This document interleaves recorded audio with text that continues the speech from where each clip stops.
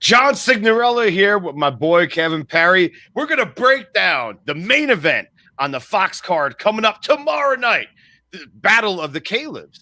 Caleb Truex and Caleb Plant. Let's talk about it, Kev. Let's do it.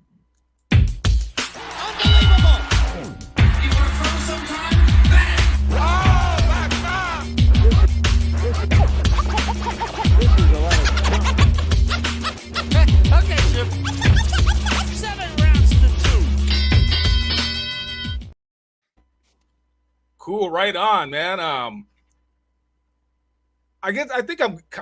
I kind of excited about Saturday, John, or is this just kind of a fight that nobody asked for? What did Eddie Murphy say in Raw, the stand-up Raw? If you're starving and someone gives you a cracker, you're gonna be like, "Ooh, what's this cracker? Is it a Ritz?" We haven't had boxing in a while. I mean, Showtime had a card last week. But you know what? It's the overly salted cracker. So here's what's up. I mean, we had boxing last week on Saturday on Showtime, but Conor McGregor and Dustin Poirier and that whole card on the UFC just dwarfed whatever boxing was doing. So yes, we got boxing back. Let's talk the positivity here. I happen to like Caleb Plant. I think he's coming into his own as a very, very good boxer. I think he's shown good craft, speed, a little bit more power of late. We'll go into his career and break that down as we assess the two fighters, the two Calebs, the Battle of the Calebs. That's what this card should be called. It's funny. First of all, that's a rare name. And second of all, how often do you have two names face each other, right? I think they might have dropped the ball there. I mean, that's kind of they dropped the ball. Kind of standard PBC, when they actually have a good matchup that they can put on TV. At least the last couple of years, they've tended to throw it on pay-per-view where nobody's watching or whoever's watching is not paying for it. So that being said, Caleb Plant is a pretty good fighter. Let's watch a little clip of him winning the title. I think this is going to be his fourth title defense. Yes. Well, let's watch the clip. Oh, this is a good job. This is the problem. Down goes champion. Down. Oh, that's what he's got to do. He's got to rough up Caleb Plant to win this fight. Down goes the champ. And he hurt him with that right and left hook. And the new IBF Super Middleweight Champion of the World, Caleb Sweet Hands Plant. So you could see there, I just wanted to kind of show that some of the skills, good left hook, good speed. I mean, he's a very crafty fighter. I mean, he's got some talent. I guess my biggest gripe with him is he's only got 20 fights, and beyond the opponent you just saw him fight, Jose Uzcategui, which that's the best opponent. Probably his best win. I was going to say that. Probably his best win. Fighting hand-picked kind of opponents. He's going to fight Caleb Truax, who is 31-4-2. He's a pretty. I mean, he's a veteran. I mean, he is the epitome of what veteran is all about. I mean, this guy just came basically. I believe he didn't even have much of an amateur career at all. He started boxing late. I think he's 38 years old. What are your thoughts on this fight, John? I just want to add, Plant has been listed as high as a 50-1 favorite. So is this the kind of bout that we should be seeing on national TV? Is this going to advance the sport of boxing? Well, there's a lot of great questions to be answered there. Does it advance the sport of boxing? Did I put too many questions in one little? No, not at all. Not at all. Right, I like this sort of thing. So my thing is that, yes, 50-1, that's a little ambitious. But it does make for good television, because what does that mean? It means the person that's a favorite is probably going to slaughter the underdog. And the casual fan, the person that will be tuning into Fox, guess what they want to see? They want to see a quick result. They don't want to see, a long boxing match. We, of course, as boxing fans, want to see that styles make fights and the best fighting the best. Of course, we want that as diehards.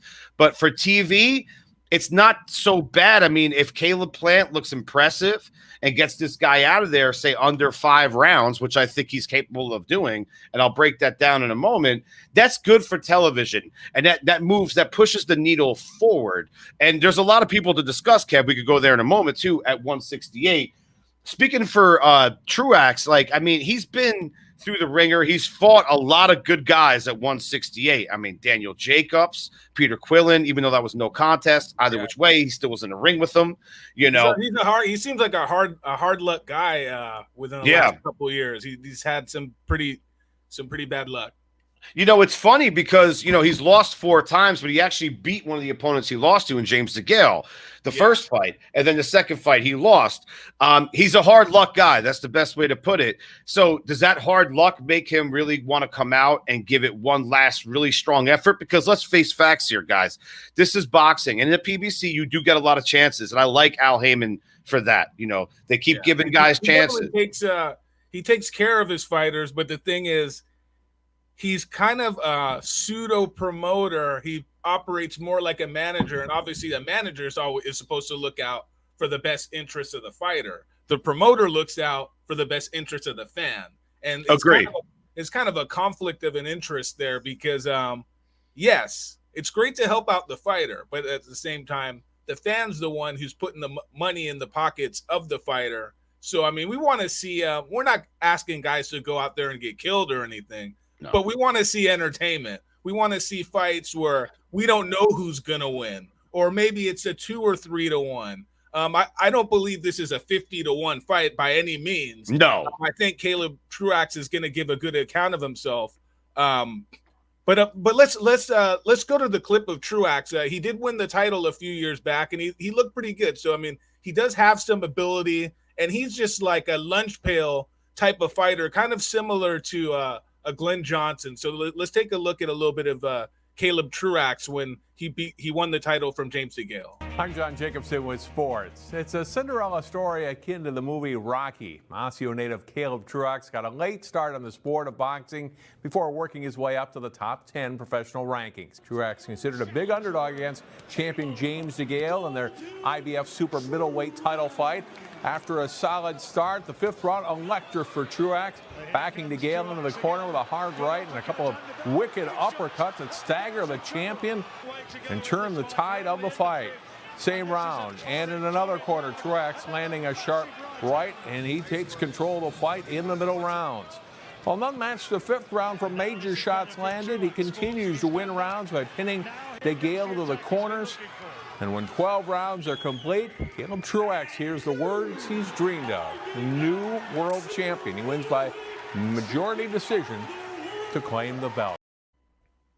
So, yeah, you can see there, he has some ability, but obviously, some time has passed. He's had quite a few injuries, and this kind of looks like his last shot. What do you think about that, John? I agree. It's definitely his last shot. It's a do or die situation. And, you can see there he's got good hands when he's comfortable, especially if he pins you against the ropes. He lets the hands go. The problem with a guy that he's facing in Caleb Plant is that he's not only sweet hands, he's also sweet feet. I know that sounds weird, but he moves around very well. Caleb Plant is very good at putting punches together in combinations, moving around the ring. And now, as we saw in his last 2 fights, he KO'd Mike Lee in the clip that you aired earlier. Those were nice KOs. They were put together not because of power. They were put together because of precision, because of getting better as a fighter. If Caleb Truax is there to be taken, if he's there to be broken, I think Caleb Plant could certainly break him down within a few rounds. It should be interesting. Truax is not going to go without a fight. Yeah, that's true. I have seen Caleb Truax stopped a couple of times. I remember that he's actually a very slow starter, and Plant is actually like the opposite. He's a guy that starts pretty quick and then he jabs right away. Yep. Yep. And so I mean, it's an interesting dynamic. Although Plant is not known as being a big puncher, he does have a big speed advantage here. Obviously, a youth advantage. I'm not what's the age of Caleb Plant? Caleb Plant's 28 years old. He's 28 years old. Yeah, so he's youthful. He's youthful. Yeah. Yeah, 28 appears to be he's pretty close to his prime. So yes. So yeah, definitely an interesting, like, I wouldn't call it a crossroads fight, but you could say it's a step up in class, or at the very least, probably the second best opponent that Plant has fought. I mean, it's definitely second best opponent. As much accolades as this guy is getting, I think it's a little bit premature. And we even saw last year the upset of the year, Julian Williams, when he fought Jason Rosario. Yeah.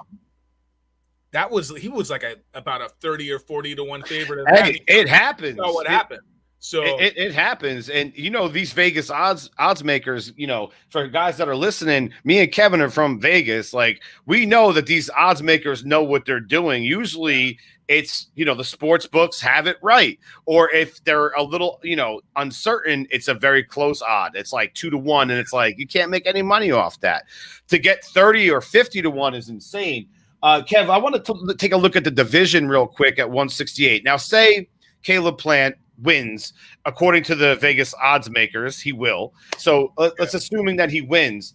The 168 division has a lot of great talent in it. Obviously, Canelo Alvarez is there at 168, 175, wherever he decides to go. He's a chameleon. We know that. I don't think Caleb Plant is ready for that yet. If he gets past. So here, right here, I'm just pulling up.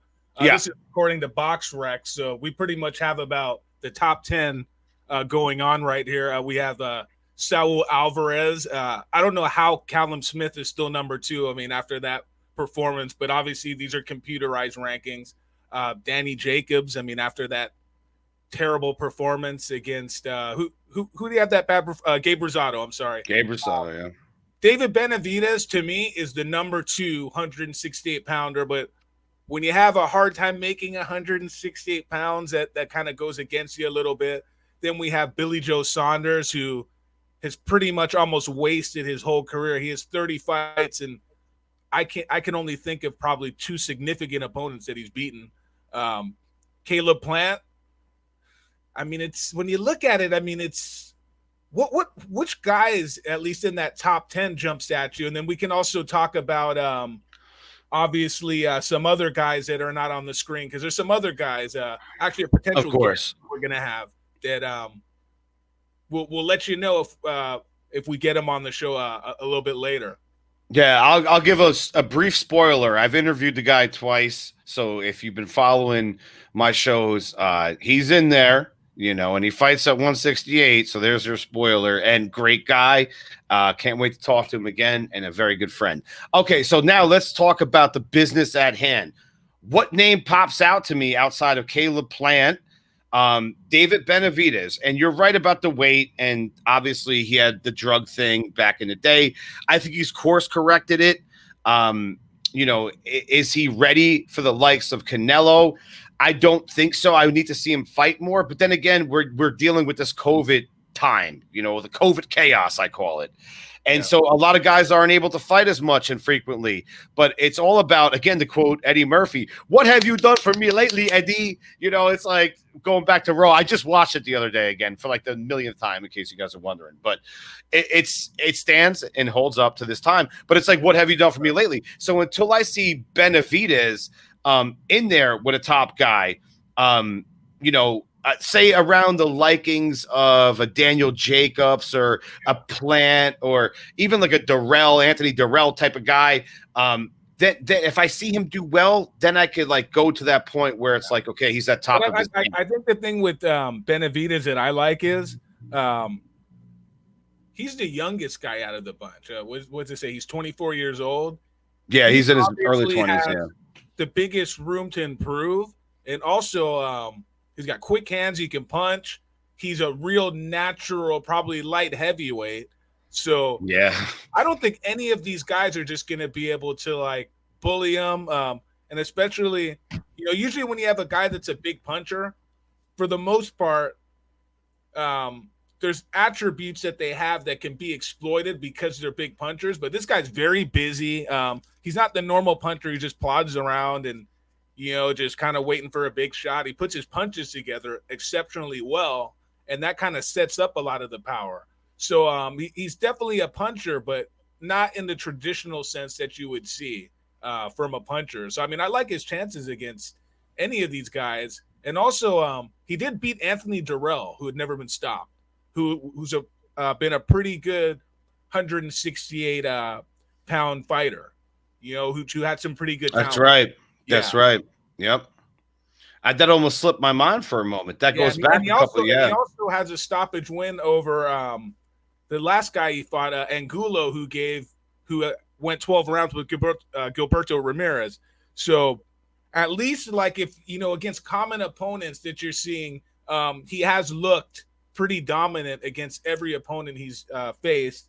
He did have that one, I think, split decision in his title winning effort, but he did, in the rematch, he dominated that guy. And even I didn't think that his title winning effort was a split decision anyways, but that was against Ronald Gavriel, by the way, who I believe only had one loss.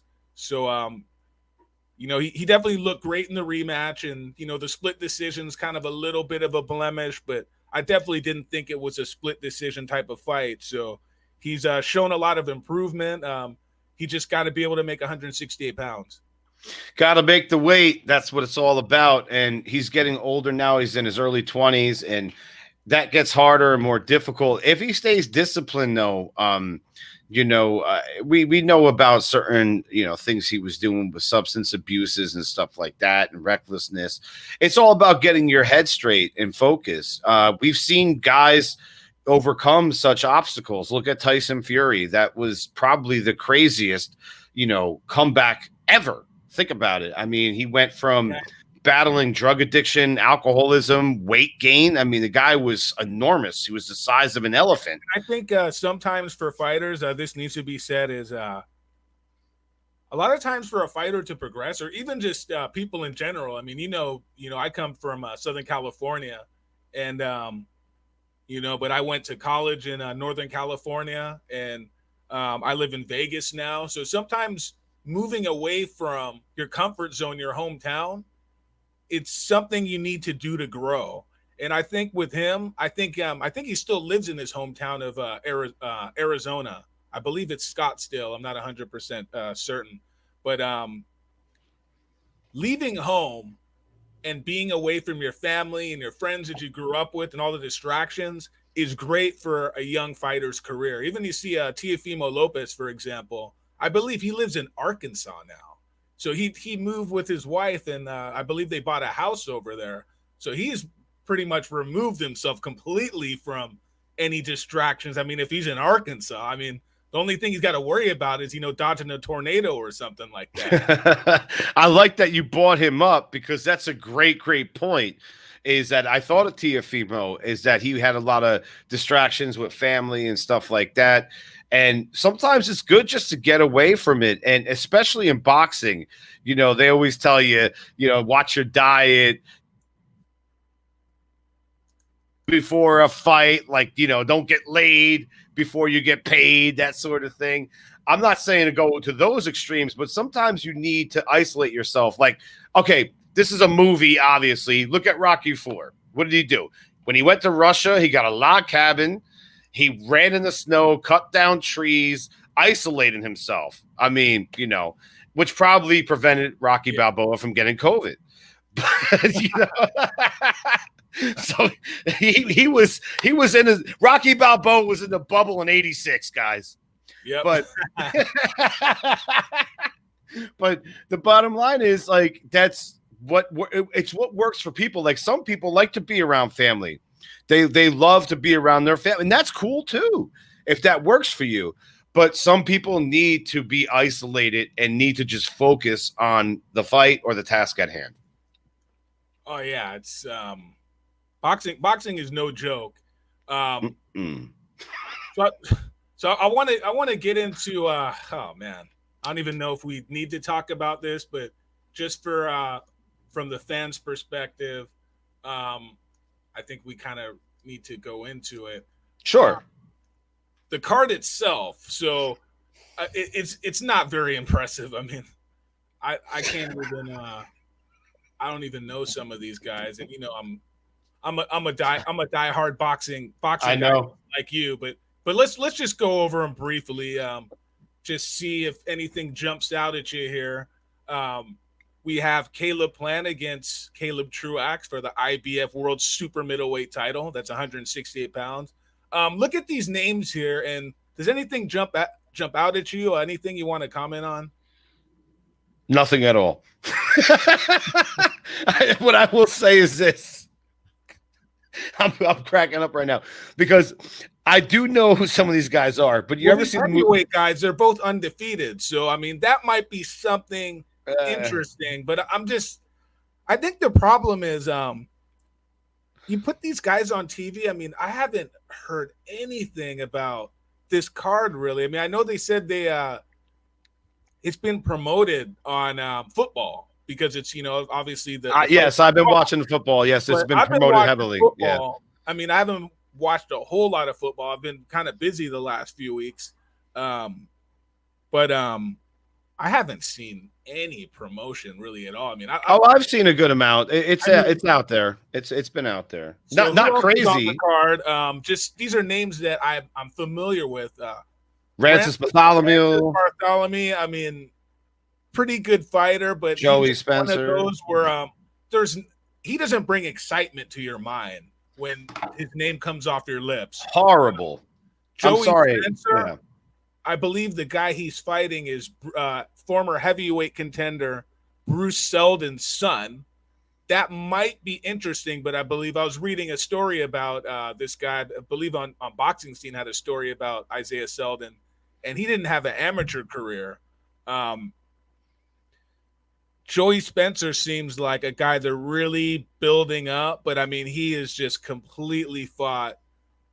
And I don't want to disparage anybody, but just complete cream puffs. I mean, so far, I mean, this is, but obviously, but he's young. I think he's like 20 years old. So, I mean, yeah, you're going to bring him up, but he's getting a lot of TV time for a guy hasn't really been in the ring with any that's the thing, right? Opponents. So is nowadays we see people, from the crib at 4-5-0 on television regularly, and those guys at about around that 4-5-0 category, they usually end up fighting 3 times a year, so they become 8-0, 9-0, and we're seeing them develop. We saw it with Shakur Stevenson. Yeah, like we saw him early in his career, like right out of the Olympics, and a lot of people were complaining about him, but now look how good he's looked. But he was fighting a couple no-hopers for maybe like his first, second, third, and fourth fights, and then the way to do it. But that's how they have to do it. I don't know a whole lot about Spencer's amateur career. He obviously wasn't, from my understanding, on the international level like Shakur Stevenson, who is a silver medalist in Olympics. So hell of a fighter. I mean, I saw this guy. I just was not all that impressed, but we'll give him a chance. I mean, TV friendly guy. That's what you got. He throws a lot of punches. He doesn't seem like he has a whole lot of power. But yeah, as far as this card overall, I mean, it doesn't. Nothing really just strikes me as anything to look forward to, except for I think that heavyweight bout is interesting because they're both undefeated, but I don't know anything about the fighters, unfortunately, to share with you guys here. But that's something I'm definitely going to be looking at, and maybe we'll get a good future prospect out of that, or maybe 2 good future prospects, because sometimes you get these you put 2 fighters coming up that are about equal. It raises both guys' stock if they both can fight. So I don't want to write off a fighter just because they lose. Sometimes you can actually do more for your career in a loss than you did in 10 wins against a bunch of nobodies. Well said. Absolutely, man. And I want to close out with this. I'm glad boxing's back. I'm not taking, a dump on boxing. I'm looking forward to seeing the card no matter what. I love the sport of boxing on Saturday, but what I want boxing to do is take a notice of UFC. I'm a boxing guy before I'm a UFC guy, but real recognizes real. The cards that UFC has been putting on since pandemic, they've been, in my opinion, the pioneer of sports. They started all this beforehand. Everyone was like, you guys are crazy doing this. The sports world was watching with open eyes, and they were like, okay, they're able to go out there and do all this. Next thing you know, basketball's coming back. NFL's coming back. Baseball's coming. All this stuff's coming back. Boxing's coming back, And what I want boxing to do is do what the NBA is doing, which I've been a big fan of lately, Kev. I can't wait to talk to you about basketball. I've been watching a lot of basketball lately. Great sport. NHL, all the guys that are marquee players are playing. Boxers, we need you all to come out. This is what we need. UFC, pay attention to it. Everybody is fighting. The best are fighting the best. Stipe Miocic, France Ngannou, heavyweight championship of the world. Guys, if you don't know UFC, that's like Holyfield Tyson in the UFC. Holy shit. Amazing. Poirier and McGregor, great main event during pandemic. We need Spence Crawford. We need Fury and Joshua. In boxing, we need those fights. Yeah, we definitely do. It's just it's a completely different the economics of boxing Market, absolutely. compared to UFC is just totally different. Well, UFC is a monopoly. UFC is kind of like take it or leave it. It's a monopoly. They own the whole thing. Yeah. If you want to get paid, come to work. If you don't want to get paid, go home. that's what it comes down to. Boxing, right. Similar situation, but obviously, when they're paying guys like Terrence Crawford $4 million to fight way past prime fighters like Kell Brook, I mean, it's just going to be very difficult to put him in there with Errol Spence. I mean, how much? I don't want to go too long on this. I kind of want you to close out the show in the proper way. But that'll be a topic for the next show. Right. That'll be a topic of the next show. We'll quote the great Pedro Fernandez here.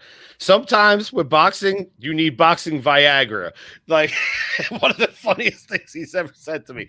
So bottom line is, listen, we love boxing. I want to close out with saying that the Battle of the Calebs should be a great time. I think that Caleb Plant is definitely a future. I mean, he's a champion already, but a future player, at a high level. He'll get the big payday. He'll get the big fight, and people are going to know him because let's talk about this real quick, Kev. I'm going to close out with positivity. Yeah. Caleb Plant has a great story, and I'm not going to go there. So I want you guys to look up Caleb Plant and look at what this man went through to get to where he is now. It is a Rocky movie. It is a success story. It's a battle of wills and comeback, and that's what boxing's all about. It's about intestinal fortitude. And Caleb Plant, his life, he had to deal with a lot of that. Oh, yeah, no doubt. So, John, you want to just give a lead out, let people know what we got planned for our next show? Our next show, I'm going to bring in a very special guest. Again, I threw out a little spoiler, maybe a little hint again, 168-pounder. Boxer and someone that's going to have a lot of invested interest on this Battle of Caleb's coming up on Saturday night. So I'll leave it there. Hopefully we'll have our guest, Kevin, on earlier next week. I'm thinking Monday, and I'm going to shoot for that. And I can't wait to announce that to you guys. In the meantime, this show will be everywhere. Once Kev sends me that link, it will be on iTunes, Spotify, iHeart, Google Play, YouTube, everywhere. Yes, and it'll also be on the Platinum Fights YouTube channel as well. That's where we're streaming live. There's nobody here right now, but I didn't share the link. I screwed that up. Yeah, my phone was going crazy before we jumped on. Yeah, so it's all good. And check with us on Monday. That's when we'll be doing our next broadcast. We'll keep you updated on who the guest is going to be once we get that confirmed. All right, so see you on Monday, and enjoy the fights on Saturday.